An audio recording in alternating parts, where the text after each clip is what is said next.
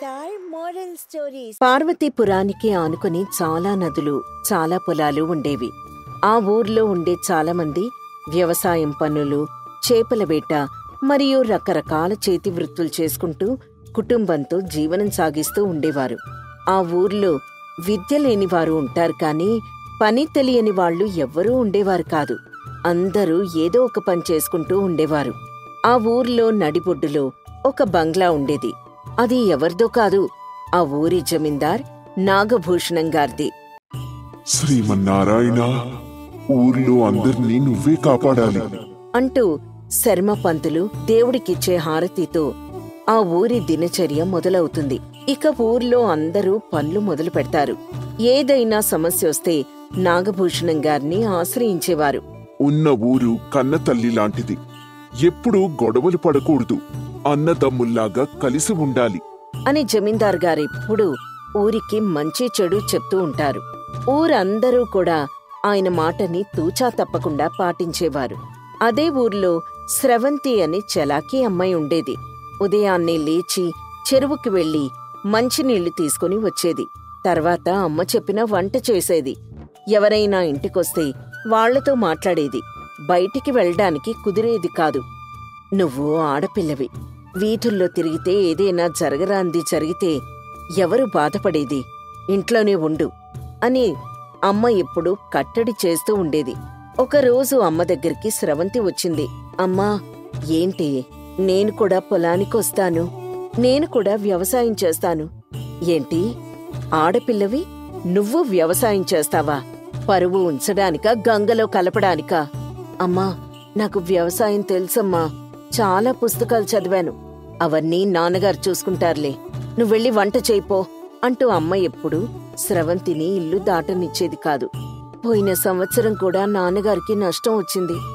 నాకు కూడా వ్యవసాయం తెలుసు కదా, ఎందుకు నన్ను పని చేయనివ్వరు అని స్రవంతి మనసులో అనుకుంటూ ఉండేది. ఇలా జరుగుతూ ఉండగా ఆ ఊర్లో ఒక వింత మొదలైంది. రాత్రైతే చాలు గజ్జల శబ్దం మొదలయ్యేది.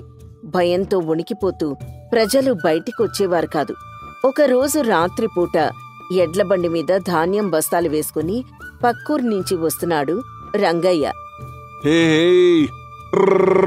పద పద పద అంటూ ఎడ్లు తోలుకుంటూ వస్తున్నాడు.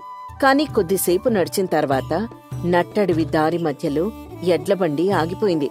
ఏహే పదా, అరే ఏంటి ఆగిపోయావు, పద పద పద ఏ అంటూ అరుస్తూ ఉన్నాడు. కాని ఎడ్లు మాత్రం ముందుకు సాగట్లేదు. రంగయ్య కిందికి దిగాడు. చుట్టూ చూశాడు, కాని చీకటి మొత్తం కమ్ముకొని ఉంది. కనుచూపు మేరలో ఎక్కడా మనిషి కనపడలేదు. కాని ఏదో శబ్దం వినిపిస్తోంది. అది గజ్జల శబ్దంలా అనిపించింది. ఆ గజ్జల శబ్దం బలంగా వినపడుతోంది. ఎవరక్కడా? ఎవరంటే మాట్లాడరేంటి? ఎవరు అని అడుగుతున్నాను కదా అని భయం పోగొట్టుకోవడానికి పెద్దగా అరిచాడు రంగయ్య. కాని నవ్వులు పెరిగాయి.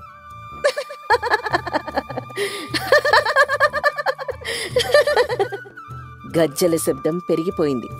రంగయ్య అలాగే పడిపోయాడు. ఆ తర్వాత ఏం జరిగిందో తెలీదు.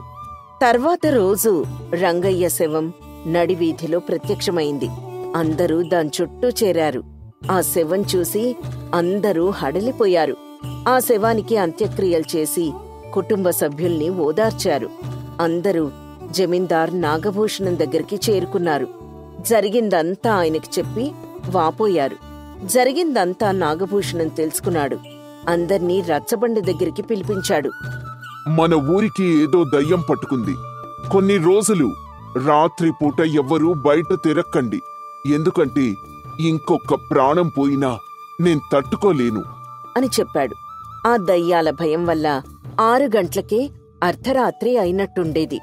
ఇంట్లో పడుకున్న గ్రామస్తులకు మాత్రం గజ్జల శబ్దం వినపడుతూ ఉండేది. ఉదయాన్నే చెరువు దగ్గర 2 ఆడవాళ్లు మాట్లాడుకున్నారు. ఏంటో వదినా, ఈ దయ్యం వల్ల ప్రాణాలు అరిచేతిలో పట్టుకుని తిరగాల్సి వస్తోంది. రాత్రి పొలంలో అడవి పందులు పడ్డాయి, కాని మీ అన్నయ్య ఇంట్లోనే ఉన్నాడు. పంటంతా నాశనమైపోయింది. ఈ దయ్యం పీడ ఎప్పుడు విరగడవుతుందో ఏమో. మేమైతే ఊరు వదిలిపెట్టి వెళ్ళిపోవాలనుకుంటున్నాం అని ఊరి పరిస్థితుల గురించి మాట్లాడుకుంటున్నారు. ఇదంతా స్రవంతి వింటూ ఉంది. ఊర్లో భయం మాత్రం పోలేదు. అప్పుడప్పుడు ఆ దయ్యం వల్ల చనిపోయిన బాధితుల సంఖ్య పెరుగుతూ ఉండేది. ఈ బియ్యం పప్పులు ఉంచండమ్మా, డబ్బులు తీసుకోండి, నాకివ్వాల్సిన అవసరం లేదు అని చనిపోయిన కుటుంబానికి జమీందారు గారు అండగా నిల్చేవారు. స్రవంతి వాళ్ళ అమ్మ దగ్గరికి వెళ్ళింది. అమ్మా, నాకు సందేహం ఉంది. ఏంటే అది? నువ్వెవర్నైనా అనవసరంగా కొట్టావా? చిచి, మనకెందుకే ఆ పాపం? కొట్టడమే పాపం అనుకుంటున్నావు కదా, మరి ఒకరి ప్రాణం ఎందుకు అనవసరంగా ఎవరైనా తీస్తారు? ఎవరి గురించే? ఆ దయ్యాల గురించమ్మా అని మామూలుగా చెప్పింది. నీ మొహం మండా, దయ్యాలకి మంచి చెడు ఎందుకుంటాయే? అవేమైనా మనలా మనుషులా అంటూ కొంచెం చిరాగ్గా చెప్పింది వాళ్ళమ్మ. దయ్యాలైనా ఒకప్పుడు మనుషులే కదమ్మా, ఊరికే ఎందుకు చంపుతాయి అనగానే అమ్మకి చాలా కోపం వచ్చింది. ఏ, నీకెందుకే అది? నీ అధిక ప్రసంగం నువ్వును, పో అవతలికి అని కసురుకని పంపించింది. కాని స్రవంతికి మాత్రం అందులో ఏదో కనికట్టు ఉందని అనిపించింది. దయ్యాన్ని పారదోలడానికి జమీందార్ గారు తన సొంత ధనంతో భూతాల బాలరాజుని పిలిపించారు. అతను రకరకాల పూజలు చేశాడు. ఈ ఊర్లో ఏదో దుష్ట శక్తి తిరుగుతోంది, అందరూ జాగ్రత్తగా ఉండండి. నేను లక్ష్మణ రేఖ గీసి వెళ్తున్నాను, రాత్రిపూట ఎవ్వరూ బయటికి రావద్దు అని చెప్పి వెళ్ళిపోయాడు బాలరాజు.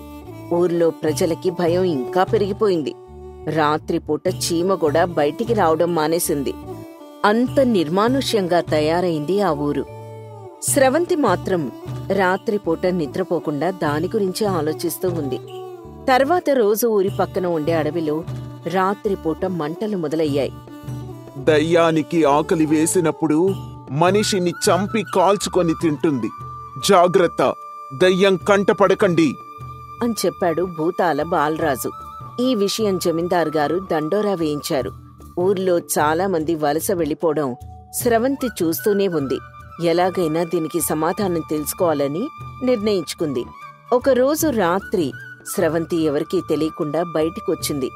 గజ్జల శబ్దం ఏ వైపు నుంచి వస్తుందో బాగా గమనించి ఆ వైపుకెళ్ళింది. మెల్లగా నడుస్తూ ఆ గజ్జల దెయ్యం దగ్గరికి చేరుకుంది. ఒక దెయ్యం తెల్లటి బట్టలతో గజ్జలతో నడుచుకుంటూ వెళ్తూ ఉంది. ఈ దయ్యాన్ని ఎక్కడో చూసినట్టుందే అంటూ మనసులో అనుకుంటూ స్రవంతి ఎవరికీ కనపడకుండా ఆ దయ్యం వెనకే వెళ్తూ ఉంది. ఇలా నడుచుకుంటూ నడుచుకుంటూ వెళ్తూ పొలిమేర దగ్గరికి వెళ్ళింది. పొలిమేర దగ్గరికి వెళ్ళగానే ఆ దయ్యం గజ్జలు తీసేసింది, తెల్లటి బట్టలు కూడా తీసేసింది. వీడు జమీందారు పాలేరు సోములుగాళ్లా ఉన్నాడే అని మనసులో అనుకుంది. అలా వెళ్తూ వెళ్తూ ఆ పాలేరు మంటలు వచ్చే దిక్కుకి వెళ్లాడు. స్రవంతి కూడా అలాగే ధైర్యంగా వాళ్ల వెనకే వెళ్లి ఒక చెట్టు చాటున దాక్కుంది. ఆ మంటలెవరు పెడుతున్నారు ఆమెకు అర్థమైంది. వాళ్ళు జమీందారు మనుషులని స్రవంతికి అర్థమైపోయింది. కాసేపటికక్కడికి జమీందారు వచ్చాడు. రేయ్, ఎంతవరకు వచ్చింది అని అడిగాడు. స్రవంతి ఇదంతా నమ్మలేనట్టు చూస్తోంది. మన నాటుసారా వ్యాపారానికి తిరుగుండదు. ఈ దయ్యం మీద భయం ఉన్నంత వరకు మన వ్యాపారం బాగా సాగుతుంది అని నమ్మకంగా చెప్పాడు నాగభూషణం. స్రవంతికి విషయం బాగా అర్థమైంది. దయ్యమనే భయాన్ని మనకి ఎరగా వేసి వీళ్ళు నాటుసారా కాస్తున్నారన్నమాట అని మనసులో అనుకుంది. రాత్రి తిరిగిన ప్రతి ఒక్కరిని చంపేస్తున్నాం, ఇప్పుడెవ్వరూ రాత్రిపూట తిరగరు అని గర్వంతో మాట్లాడుతున్నాడు నాగభూషణం. స్రవంతి ఒక్క నిమిషం బాగా ఆలోచించింది. ఆడపిల్ల అయినా సరే ధైర్యంగా ఒక కొరివి తీసుకుని తనే దయ్యంలా నటించింది. ఆ దయ్యాన్ని చూసి నాగభూషణం మనుషులు భయపడి పారిపోయారు. స్రవంతి ఆ నాటుసారా కుండల్ని పగలగొట్టింది. తర్వాత రోజు ఉదయాన్నే గ్రామస్తులకి ఈ విషయం చెప్పింది. ముందెవరూ నమ్మలేకపోయినా స్రవంతి ఆ చోటుని చూపించిన తర్వాత అందరూ నమ్మారు. జమీందారు గుట్టు మొత్తం రట్టయింది. చాలా మంది భటులొచ్చి జమీందార్ని బంధించి తీసుకెళ్లారు. ధైర్య సాహసాలతో జమీందార్ని పట్టించిన స్రవంతిని అందరూ పొగడ్డం మొదలుపెట్టారు. నాదే ఉంది, అంతా మా అమ్మ ఇచ్చిన ప్రోత్సాహం మాత్రమే అని చెప్పి వెళ్ళిపోయింది స్రవంతి. తర్వాత రోజు స్రవంతి ఉదయం నిద్రలేచి తల్లి దగ్గరికి వెళ్ళింది. అమ్మా, ఎన్ని కడవలు నీళ్లు తీసుకురావాలి అంటూ రోజులానే అడిగింది. నీళ్లు నేను తీసుకొస్తాను కాని నిన్ను నాన్నగారు పొలానికి రమ్మన్నారే. నన్నా? ఎందుకమ్మా? భోజనం తీసుకెళ్లాలా అని అమాయకంగా అడిగింది. దానికి తల్లి చిన్నగా నవ్వి, ఆడపిల్లంటే జాగ్రత్త అని చెప్పాలనుకున్నా, కాని లోకాన్ని జాగ్రత్తగా చూసుకునేది ఆడపిల్లే అని నువ్వు నిరూపించావు. వెళ్ళమ్మా, నాన్నగారికి వ్యవసాయంలో ఏదో సందేహం ఉందట, నిన్ను రమ్మన్నారు అని చెప్పి వెళ్ళిపోయింది. స్రవంతికి చాలా సంతోషం వేసి స్వేచ్ఛ వచ్చిన పక్షిలాగా పొలానికి బయలుదేరింది. ఆడపిల్లని ఎగరనివ్వగలిగితే ఆకాశాన్ని మించి ఎదుగుతుంది. అవంతిపురం రాజ్యం నడిపొడ్డున రామాపురం అనే ఒక అందమైన గ్రామం ఉండేది. ఆ గ్రామంలో చాలామంది రకరకాల చేతి వృత్తులు, వ్యవసాయ పనులు చేసుకుంటూ కలిసిమెలిసి ఆనందంగా ఉండేవారు. ఆ ఊర్లోనే ఆంజనేయులు అనే వ్యక్తి మేకలు మేపుకుంటూ జీవనం సాగిస్తూ ఉన్నాడు. ఈ మత్సల మేకేంటి సరిగ్గా తినడం లేదు, ఏమైంది, నడవట్లేదేంటి అంటూ ఉదయం లేచిన దగ్గర్నుంచి ఆ మేకలతోనే సమయం గడిపేవాడు. ఉదయం లేచి సద్దిమూట తీసుకొని అడవికి వెళ్లిన ఆంజనేయులు సాయంత్రం దాకా ఆ మేకలతోనే సావాసం చేసి ఎప్పుడో సూర్యుడి ఇంటికెళ్లే సమయాన ఇంటికొచ్చేవాడు. సాయంత్రం రాగానే స్నానం చేసి వెళ్లి అరుగు దగ్గర కూర్చొని స్నేహితులతో పెద్దలతో కాసేపు కాలక్షేపం చేసేవాడు.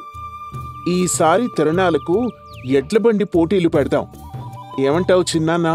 బావుంటుంది కదా.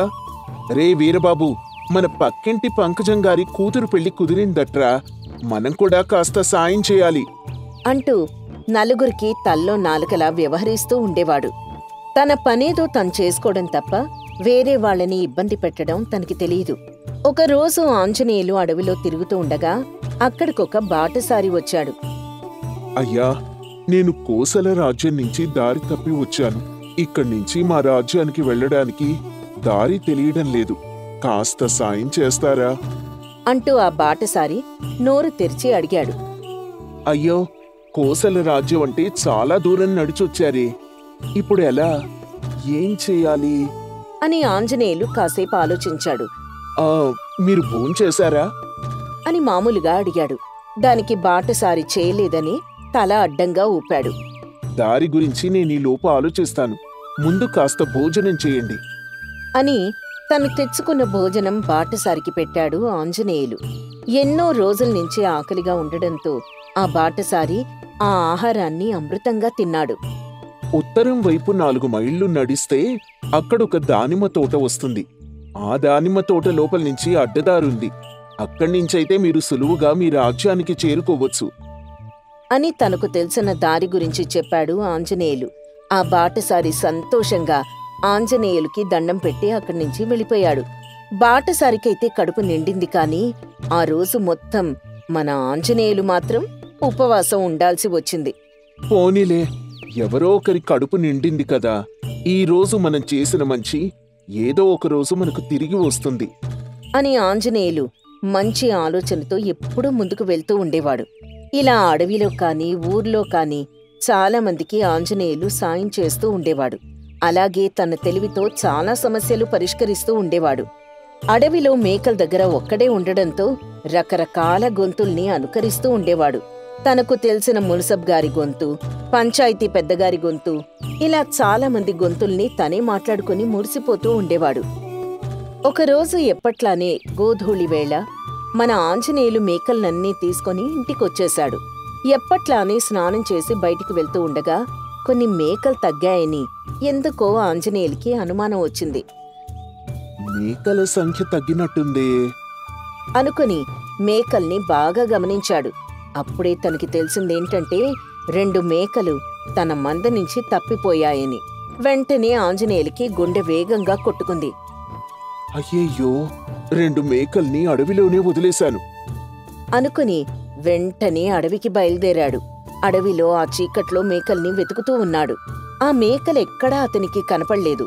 తనలో ఉన్న ఆత్రుతను తగ్గించుకొని బాగా గాలి పీల్చుకొని తర్వాత అడవిలో మొత్తం చాలా పరీక్షగా గమనించాడు. రోజు మేకల్ని తీసుకొచ్చే దారిలో ఎడమవైపు ఇంకో బాట ఉండడం గమనించాడు. ఆ బాటలో ఒక పక్క కొన్ని ఆకుల్ని ఏవో జంతువులు తిని ఉండడం గమనించాడు. ఖచ్చితంగా మేకలు ఇటువైపే వెళ్ళుంటాయి అనుకుని ఆ బాటలో వెళ్తూ చంద్రుడి వెలుగులో వాటి పాదాల గుర్తుల్ని చూస్తూ అలా ఒకచోటికి చేరుకున్నాడు. అక్కడికి కొంచెం దూరంలో ఒక పెద్ద గుహ కనిపించింది. ఇక్కడ ఇంత పెద్ద గుహ ఉందా? కొంపతీసి నా మేకలు ఈ గుహలోకి వెళ్ళి ఉంటాయా అని ఆలోచించుకొని ఆ గుహలోకి వెళ్ళాడు. ఆ గుహలోకి వెళ్ళగానే ఆంజనేయులు కళ్ళు బైర్లు కమ్మాయి. రాజ్యంలో ఉండే సంపదలో 50% పైగా ఆ గుహలోనే ఉంది. వజ్రాలు, వైఢూర్యాలు, వరహాలు అన్నీ రాసులుగా పోసున్నాయి. ఏంటిది? కళ? నిజమా? అనుకుని నోరు తెరిచి ఆశ్చర్యంగా అలాగే చూస్తూ లోపలికెళ్ళాడు. గుహలో కొంచెం దూరం వెళ్ళగానే అతనికి తన 2 మేకలు కనిపించాయి. అమ్మయ్యా, ఇక్కడే ఉన్నాయి అనుకుని ఆ మేకల్ని తీసుకుని రాబోతున్నాడు. ఇంతలో బయట్నుంచి ఏదో అలికిడి వినిపించింది. ఎవరో ఆ గుహ దగ్గరికి వస్తున్నారని ఆంజనేయులకి అర్థమైంది. ఎంతో సంపద ఉన్న గుహలోంచి ఇప్పుడు బయటికి వెళ్తే తన ప్రాణానికే ప్రమాదమని ఆంజనేయులు గ్రహించాడు. వచ్చింది బందిపోటు దొంగ భద్రయ్య. అతను తన అనుచరులతో అక్కడికి వచ్చాడు. గుహ లోపల ఎవరో ఉన్నారని భద్రయ్యకి అర్థమైంది. రే, ఎవర్రా నువ్వు? మేవే ఊరు మీద పడి దోచుకున్న సొమ్ము ఇక్కడ దాచుకుంటుంటే నువ్వు మమ్మల్ని మోసం చేసి మా దగ్గర నుంచి దొంగలించడానికి వచ్చావా? అనగానే ఆంజనేయులకి విషయం మొత్తం అర్థమైంది. నువ్వు బయటికి రారా, నిన్నిక్కడే ముక్కలు ముక్కలుగా నరుకుతాను అనగానే ఆంజనేయులు ఒక్క నిమిషం ఆలోచించాడు. తన మెదడుకి పని చెప్పి ఒక ఉపాయం ఆలోచించాడు. నేను కూడా నీకోసం ఎప్పటినుంచో ఎదురు చూస్తున్నాన్రా. నిన్ను పట్టుకోవాలని చెప్పి రాజుగారు నన్ను నియమించారు. ఈ రోజు నువ్వు పట్టుబడ్డావు. రారా అని గంభీరంగా మాట్లాడుతూ పెద్దగా నవ్వాడు. బయట ఉన్న భద్రయ్యకి కొంచెం భయం అనిపించింది. అయినా కొంచెం ధైర్యం తెచ్చుకొని తన అనుచరులతో కలిసి మాట్లాడడం మొదలుపెట్టాడు. నువ్వుండేది ఒక్కడివేరా. మేవెంతమంది ఉన్నామో తెలుసా? ఈ రోజు మా చేతిలో చచ్చావురా. ఎవరు చెప్పారా నేనొక్కడే ఉన్నానని? నా వెనక పెద్ద సైన్యమే ఉంది అని చెప్పి తను సరదాగా మాట్లాడే ఇతర గొంతుల్లో కూడా అక్కడ మాట్లాడడం మొదలుపెట్టాడు.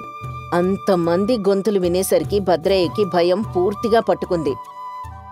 ఊపిరుంటే ఉప్పు అమ్ముకొని బతకవచ్చు.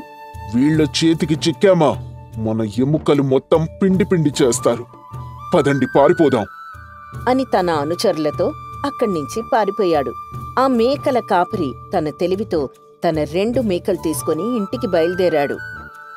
అమ్మో, ఎంత సొమ్ము!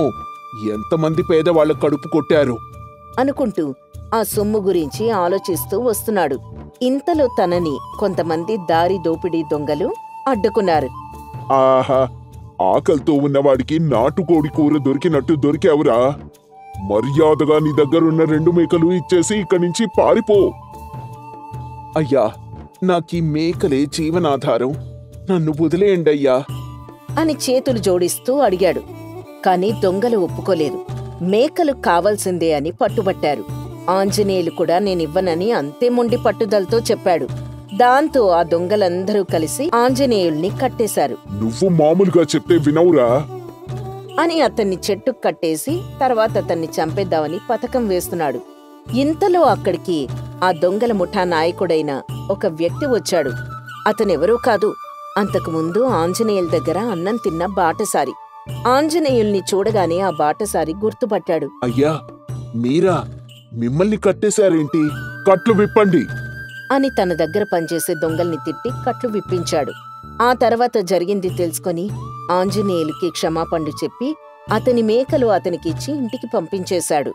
ఇంటికి వెళ్లిన తర్వాత రోజు ఉదయం ఆంజనేయులు సరాసరి మునసబ్ గారి దగ్గరికి వెళ్లాడు. తను చూసిన ఆ సంపద గురించి చెప్పాడు. ఆయన వెంటనే అక్కడికి భటుల్ని పంపించాడు. వాళ్ళక్కడున్న సంపదను మొత్తం స్వాధీనం చేసుకుని మునసబ్ గారికి అందజేశారు. అలాగే బందిపోటు భద్రయ్య అనుచరుల్ని బంధించి కారాగారంలో బంధించారు. ఆ గ్రామ నియమాల ప్రకారం సమాచారం ఇచ్చిన వారికి 10% దక్కుతుంది కాబట్టి అందులో 10% వరహాలు ఆంజనేయులకి అందించారు. ఆంజనేయులు సంతోషంగా ఆ డబ్బు తీసుకుని ఇంటికొచ్చాడు. ఆ సొమ్ముతో మంచి ఇల్లు కట్టుకుని, అలాగే లక్షణమైన అమ్మాయిని చూసుకుని పెళ్లి చేసుకుని స్థిరపడ్డాడు. అలా ఆ మేకల కాపరి తన తెలివితో తన మేకల ప్రాణాల్ని కాపాడుకున్నాడు. అలాగే సహాయం చేసే తన గుణంతో తన ప్రాణాల్ని కూడా కాపాడుకున్నాడు. కొంచెం మంచితనం, కొంచెం తెలివి ఉంటే ఆ దేవుడు మనల్ని ఎప్పుడూ చల్లగా చూస్తాడని చెప్పడానికి ఈ కథే ఒక ఉదాహరణ.